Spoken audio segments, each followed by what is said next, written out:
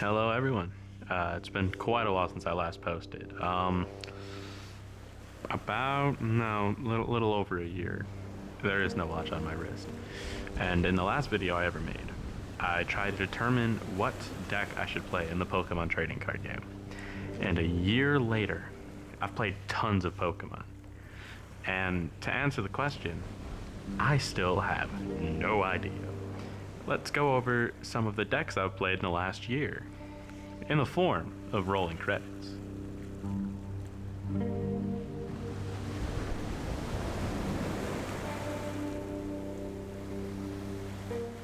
It's quite a few. Anyway, now that the credits are over, there were some good ones, some bad ones, some in between, we'll say.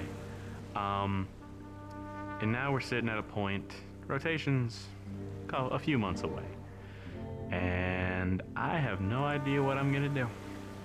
Now, granted, we don't know what post-rotation is gonna look like yet, but I've played a lot of the game where I have a feeling like I know how to build a couple of the lists post-rotation, mainly because I played them a lot this past year. Cynthia's Garchomp, right there. Played that a lot. Pretty comfortable with it. I think I know how to make that list post rotation friendly. Other than that, I'm not too sure. Throughout the last 2 months or so, at some weekly events I attend, I've been playing a bunch of, how do we phrase this? Not bad, interesting deck lists. Just to have fun, just to go out of the comfort zone. But when it comes to, like, let's say, hypothetically speaking, there's a cup tomorrow. What deck would I play? I wouldn't know. There's plenty of decks I want to play, that I have played and want to play more of. I'm just not too sure yet. We are at almost the dawn of a new set releasing as of recording this. Ascended Heroes. Bunch of reprints. Yay, reprints. Anyway, back to the main topic. When it comes to choosing a deck in this game, you want to pick one that fits your playstyle, and it's hard to do that when you don't quite know your playstyle like you thought you did. Now, last year, I was all about, I want to hit them really hard. And that was it. Very, very one-dimensional there. But as the year went on, well, then we started finding decks that still hit hard. But there's a little bit of spice to them. Like Garchomp, for an example, right? You got your main Garchomp guy.